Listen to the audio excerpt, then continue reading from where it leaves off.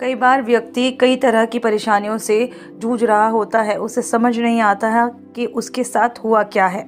ज़्यादातर लोगों को पितृदोष का सामना करना पड़ता है। जब व्यक्ति के पिता और उसके बीच कलह हो रही हो और वह एक ही घर में ठीक से रह ना पाए या कोई व्यक्ति पिता ना बन पाए, तो यह पितृदोष के संकेत हो सकते हैं।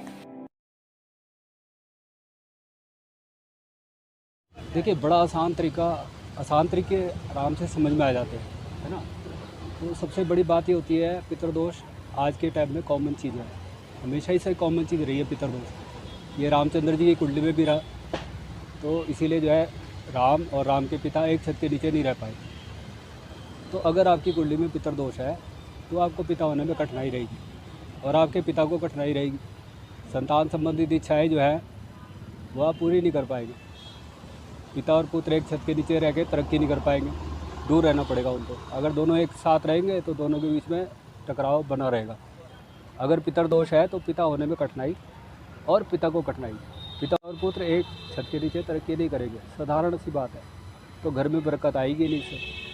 अगर कुंडली के हिसाब से देखेंगे तो सूर्य और शनि अगर एक साथ बैठे हों, जैसे वर्तमान कुंडली में है, वर्तमान लगन में है, इसमें सूर्य और शनि एक साथ बैठे हुए हैं गोचर में, तो ये पिता और पुत्र दोनों का टकराव बता रहे हैं। जैसे कि आप देख रहे हैं आंदोलन हो रहा है आज के टाइम में, तो शनि जो है ये किसान है, श्रमिक है, और सूर्य सरकार है, इनका टकराव बना हुआ है। आगे यही सूर्य जब चेंज होके राहु के साथ आएगा तो भी पितृदोष बना रहेगा। पितृदोष होते ही समझिए कि पिता और पुत्र में टकराव, सरकार और प्रजा में आपस में टकराव, विरोध ये शुरू हो जाता है, आपस में आंतरिक कलह ये शुरू हो गया। सरल उपाय होते हैं, उपाय भी सरल होते हैं। पितृदोष को अगर और गहराई से हम समझेंगे तो पितृदोष आपके डीएनए से आ रहा है। जैसे आप पैदा होते हैं, आपकी कुंडली में स्थित ग्रह जो है पितृदोष निर्मित कर देते हैं, यानी कि पिछले जन्म से कहानी चली आ रही है, और जब आप इस जन्म में दोबारा से पैदा हुए हैं, पुनर्जन्म हुआ है, तो ये सारी के दोष जो है स्थायी है।